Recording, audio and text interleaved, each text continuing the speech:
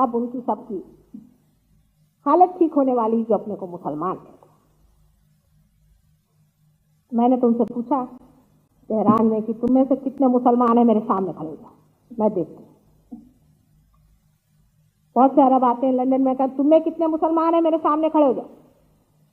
सब आपस में देखते हैं। मैंने कहा तुम में से कितने हो जो कि मुसलमान 5 मरतबा नमाज पढ़ते हो और 6ठी मरतबा शराब पीते हो। ये जो शक्ति, धारणा शक्ति हमारे अंदर इन गुरुओं ने दी, जो हमारे पेट के अंदर में स्थित है।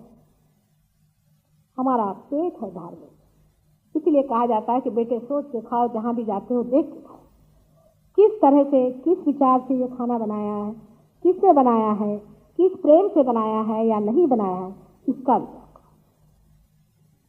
लेकिन इसका विचार हम नहीं करते हैं कि प्रेम से बनाया है या अप्रेम से बनाया। हम तो ये विचार करते हैं कि ये किसी हमारे जाति वाले ने बनाया है कि पर जाति वाले ने बनाया।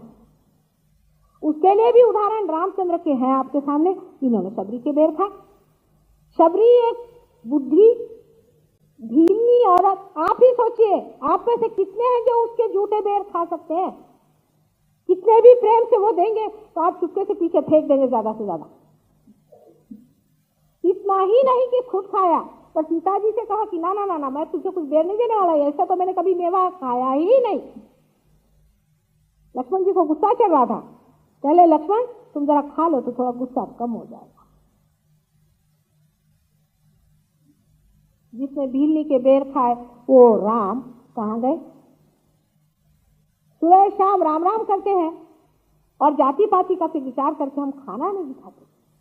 और किस चीज का विचार करके हम खाना खाते हैं उसे अगर सोचा जाए तो हमें यह देखने में आता है कि हम प्रेम धर्म का विचार नहीं करते। धर्म सिर्फ प्रेम का ही है।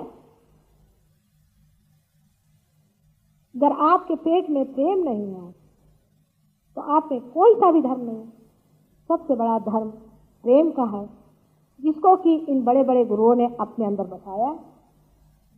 और जब कुंडलिनी आपके नाभि चक्र में से गुजरती है तो आपके अंदर आलोकित हो जाता है वो प्रेम, और आप दूसरों के प्रति उस प्रेम से देखते हैं।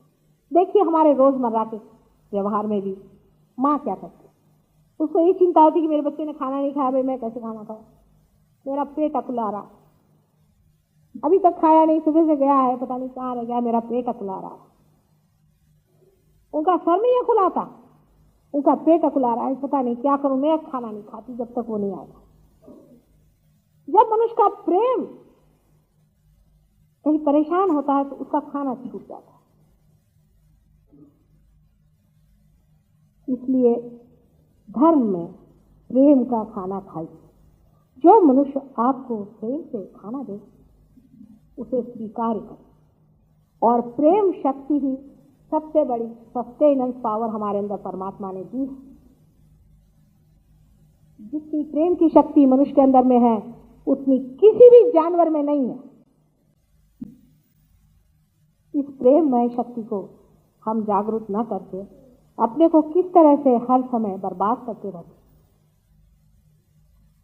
इसका अगर विचार हम लें तो हमारे समझ में आएगा कि अगर कुंडलिनी नहीं उठ रही है, हमारे अंदर अगर फैनेटिसिज्म है और हम एक ही धर्म को बहुत बड़ा रखते हैं तो कुंडलिनी नहीं उठती। मैं क्या करूं? अगर आप फैनेटिक हैं तो आपकी कुंडलिनी नहीं उठेगी, आपकी नाभि चक्र पकड़ेगा। अगर आप खाने के मामले में फालतू की बातें सोचते हैं और प्रेम की बात नहीं सोचते तो आपकी कुंडलिनी नहीं उठेगी। अब एक और चक्र के बारे में बता करके मैं फिर बाद में कल बताऊंगी और चक्रों के बारे में, जिसे स्वादिष्टान चक्र करते हैं। इससे हम विचार करते हैं, आगे का प्लानिंग करते हैं और सोचते हैं। वो स्वादिष्टान चक्र चारों तरफ हमारे घूम करके और हर एक चीज को सृजन करता है, क्रिएट करता है। अब ये चक्र आजकल के जमाने में हमारे लिए बहुत जरूरी है, क्योंकि हम लोग प्लानिंग कर रहे हैं। हर एक चीज का हम सुबह शाम तक प्लानिंग ही करते रहते हैं, माने फ्यूचर में जाने की बात। ये तो ऐसा ही हुआ कि रास्ता देखा नहीं है, पहले से आपने अपनी स्टीयरिंग व्हील मोड़ के रख दी। भाई पहले रास्ता तो देखो कैसा आ रहा है, जहां जैसे मुड़ेगा वहां चलो। पहले से प्लानिंग करने वाले लोग हमेशा डायबिटीज के बीमार हो जाते हैं। हम लोग डायबिटीज एकदम ठीक करते हैं, पर कल सब डायबिटीज वालों को मत ले आना, एकदम 100% ठीक हो सकता है। क्योंकि जो आदमी एक चक्र का इस्तेमाल एक ही चीज के लिए बहुत ज्यादा करता है, उसमें इम्बैलेंस आ जाता है। उसकी जो लेफ्ट साइड है वो वीक हो जाती है। लेफ्ट साइड में हमारे पैंक्रियाज है, हमारे स्प्लीन है, किडनीज है, वो सब सफर करते हैं। जो आदमी बहुत ज्यादा प्लानिंग करता है उसको डायबिटीज हो सकता है, स्प्लीन की बीमारी हो सकती है, और उसको किडनी की बीमारी हो सकती है, उसको यूट्रस की भी बीमारी हो सकती है। क्योंकि यही चक्र है जो कि हमारे पेट का जो मेद है, जो फैट है, उसको सप्लाई करता है हमारे ब्रेन के लिए कि हम उसे इस्तेमाल करें हमारे सो कॉल्ड थिंकिंग और प्लानिंग के लिए। अब आप कहेंगे क्या माँ प्लानिंग नहीं करना चाहिए? मैंने कहा बिल्कुल भी नहीं। मैं तो कहती हूँ बिल्कुल प्लान नहीं कर, क्योंकि प्लान करने वाला दूसरा है। तुम जितना प्लान करोगे उतना ही वो जीतेगा। Man proposes and God disposes. बहुत सालों से हम लोग याद करते आ रहे हैं, संकल्प विकल्प करोति, लेकिन इसे विश्वास नहीं था माँ की बात में कि माँ कह रही है कि प्लान मत करो, पहले परमात्मा को जान लो, फिर उसके प्लान को भी जान लो। एक उदाहरण बताते हैं। हमारे अब चमत्कार ही है, समझ लो।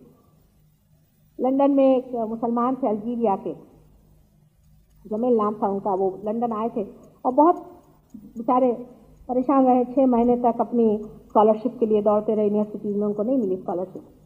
तो आए बड़े निराश होते कि माँ मैं जा रहा हूँ, अब मुझे आपको छोड़ के जाना पड़ेगा, मैं जा रहा हूँ अल्जीरिया।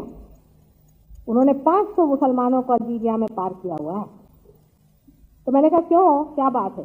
कहने मुझे स्कॉलरशिप नहीं मिली तो मैं जा रहा हूँ। मैंने कहा कब जा रहे हो? कहने गुरुवार को। मैंने कहा रुक जाओ, मंगलवार को चले जाओ। उसने कहा कि माँ ने कहा तो फिर तो रुकना है। कहना हाँ मैं सब कैंसिल करता हूँ, मंगलवार को जाऊंगा। जैसे ही सोमवार को वो यूनिवर्सिटी में पहुंचे, उनको मिल गई थी स्कॉलरशिप।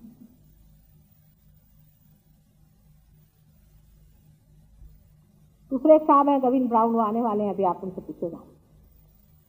उनको बेचारों के बड़ी पैसों की दिक्कत हो गई थी पहले, तो उनको एक बड़ी अच्छी नौकरी मिल गई, लेकिन उनको सऊदी अरेबिया जाना था।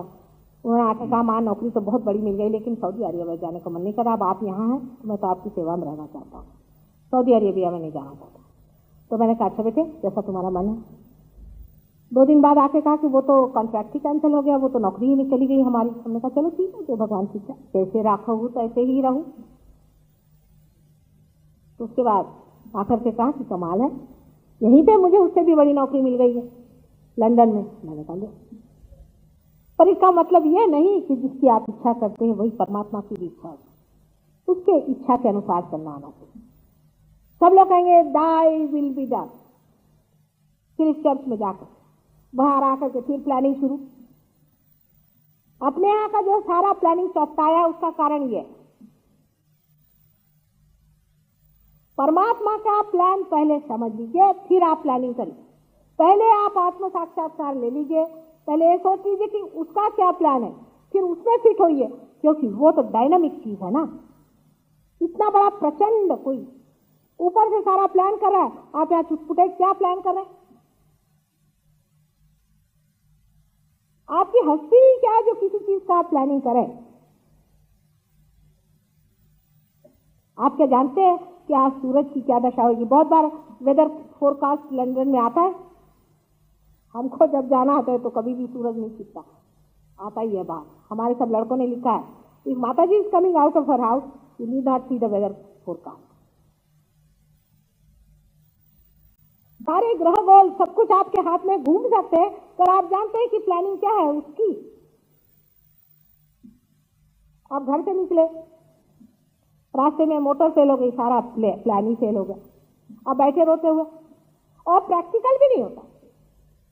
जैसे कि आपने प्लान किया कि सवेरे उठ करके और मैं 9 बजे की ट्रेन लूंगा और वहां से मैं वहां पहुंचूंगा, उनसे मिलूंगा, फिर उसके बाद वहां जाऊंगा, फिर उससे वहां मिलूंगा।